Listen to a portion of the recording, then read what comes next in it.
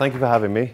I'm going to carry on really where Brett left off there, talking about the cognitive science. And it's my job as one of the early speakers today to put into context and focus some of the research that we've been doing and to set up the day perhaps with some practical insights into how people are feeling about their lives in terms of finance and specifically for my 15 minutes about the investing world.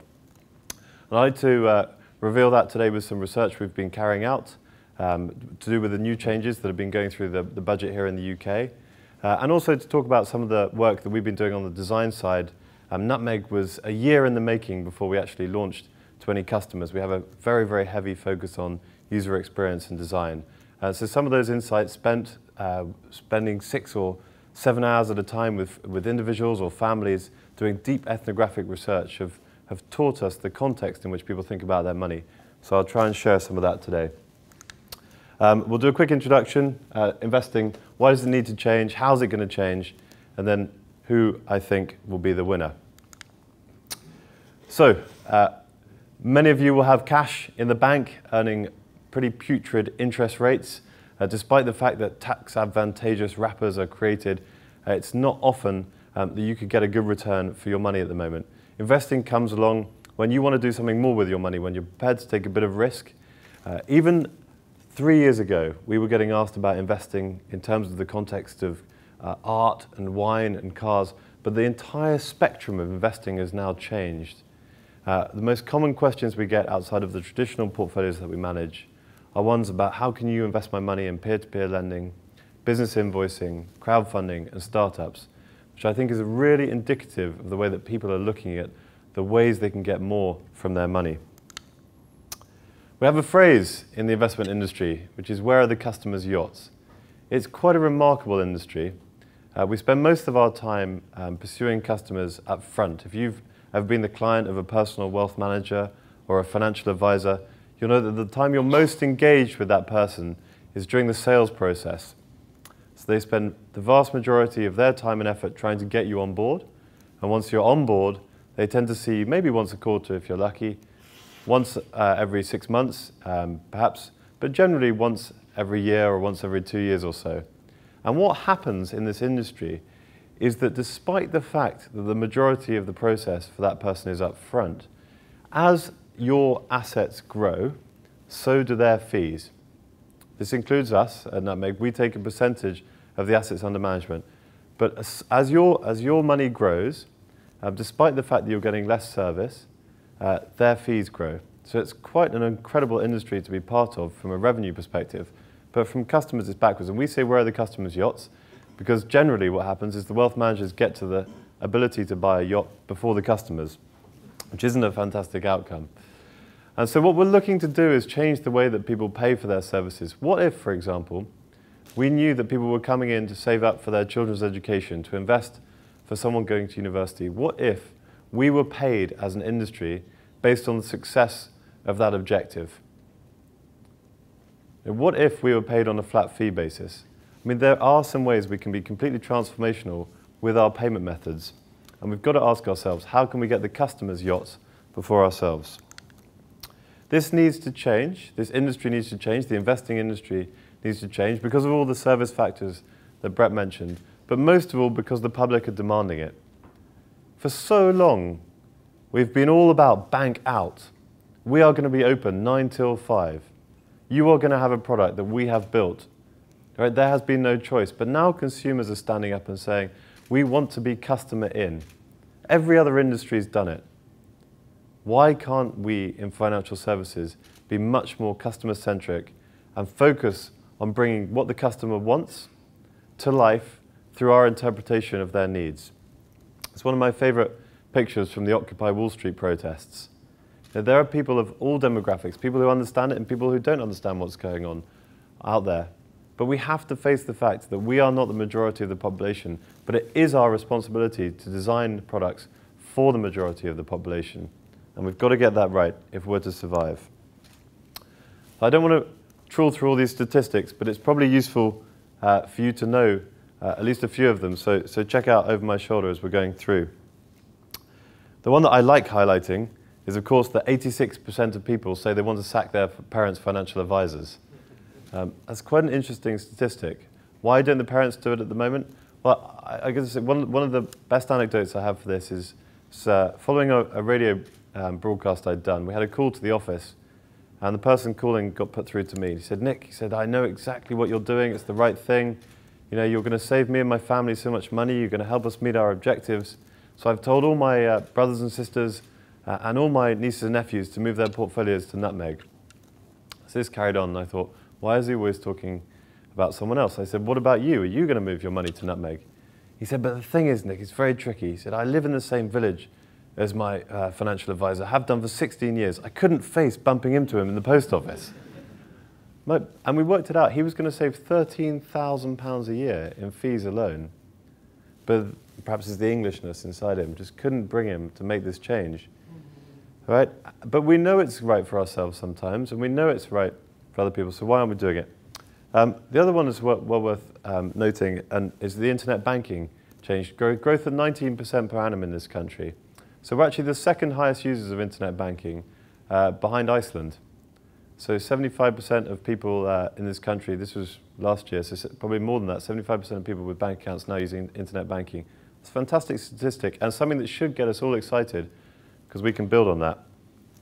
The answer to the last question, by the way, if you're a financial advisor or you're looking at how to disrupt the space, is that most people would like to do business with their financial advisor over video chat, which is something I think that no one in this country is ready to operate at the moment. So we've just released the research yesterday about the new ISAs. So for those of you who aren't from the UK, the ISA, Individual Saving Account, is a tax wrapper where anything you put into it in terms of monies up to £15,000 of today can grow free of any capital gains tax. So it's the first place you should go for your savings. Now what was so remarkable about this was that 61% of the population were aware of the changes that were coming to ISAs. That is, by some distance, the highest awareness of any government policy that's out there in the market today, or out there in the ecosystem today. It's incredible that financial services and financial policy is gaining such awareness with people who have nothing to do with financial services in their everyday lives apart from being consumers. This startled me. Over half of savers who use the ISA, which is about 49% of people who are between adult ages, between 80 and death, I guess, are going to try and save £15,000 this year. That's an incredible amount to be saving now, maybe because property prices have spiraled out of control and people can't buy houses. But I also think it's a realization that we're not going to have pensions. You know, if you're below 50 now, you're not going to have a state-provided pension. You know, you're going to work till you're 80. So people are thinking about putting more money aside. The basic rule of thumb when you think about savings rates is US saves about 2% of earnings, the UK saves about 4%, and Europe saves about 8%. But I think we're going to see that transforming here in the UK. And 61% of the lowest age bracket want to save more than ever before. The awareness that has come from the social interactions that we heard about, the awareness that's come from knowing that the pensions crisis is deepening, it's been absolutely incredible. So we must seize this opportunity to gain a new new dimension, new generation of clients using our great products. And just quickly, for those of you who think that social adoption and the use of smaller tax wraps only applies to the people who are saving for the first time or perhaps haven't saved much before, that's just simply not true. So the high net worth people, millionaires are spending a lot more time on social. Was it social interaction for the wealthy? So in America, over 500,000 net worth, 71% of those people are on Facebook and 31% on LinkedIn. You totally think it the other way around because of the world we live in. But actually the people out there, more often than not, interacting with social media tools. Interesting, the bottom one, I'll just highlight this. Of the ultra high net worths, how many are using the apps? Get my stats right. 74% of those people are using their main financial provider's app. Only 16% don't use it if it's available. So I think the key here is, and we heard about engagement, if you want to engage your customers in a non-intrusive way, if you want to have a way of letting them come to you, then an app is a fantastic way of doing that. Okay, our famous fat cat. It's caused a bit of consternation when we advertised on the tube, but the reality is that we as an industry have been sitting in a fat cat position for too long, and we do need to change. So how are we going to do that? Well, first of all, we know the secret is not to ask people, what do you want? Because people simply don't know what they want. So it's up to us to figure out what people need.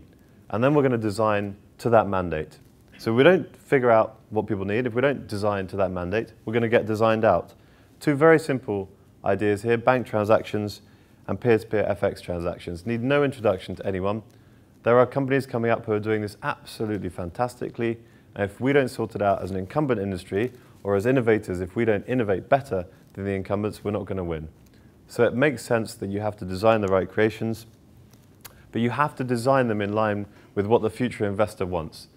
So here's some of the findings from our design research that we did over that sort of 12-month period and continue to do with user testings about the profile of the future investor.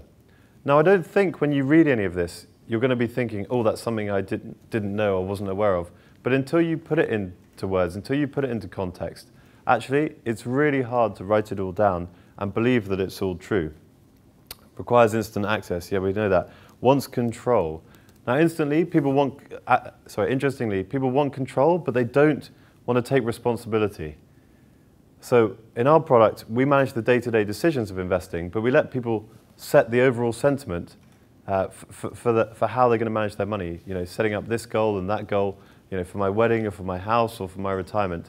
And people love to be able to blame us for the performance when the market goes down or when we make the wrong decisions. But they like to be in control. So it's not about doing the nitty-gritty. It's about having the oversight. They want to see the value. They want to read reviews. 2 years ago, when we did a survey and said, how do you find a financial advisor or wealth manager? The most common answer, something like 62%, was not friends, was not colleagues, was not family. It was dad. Dad. My dad doesn't know anything about that. Maybe, you know, now the most common answer at 53%, our most recent survey, was Google. A complete transformation. We've got to lend responsibly, and there is no other way. So a few examples about what annoys people about investing. If you're coming from that world, it's looking for information. People like it instantly. It's depersonalization. It's paperwork, and it's inflexibility. I'm going to finish off by telling you what customers really, really want to see, and that's TLC. Customers want transparency. They want to know what's happening with their money at any one time. They don't want it hidden away. They want liquidity, and not just in the way that we think about liquidity historically. They want to be able to set up multiple different funds. They want you to make it just as easy for them to leave as for them to come. And they want to know that you are being able to transfer between different instruments really quickly. And finally, they want communication. They want to feel involved. So please do involve them. And I think, yeah, we'll finish there.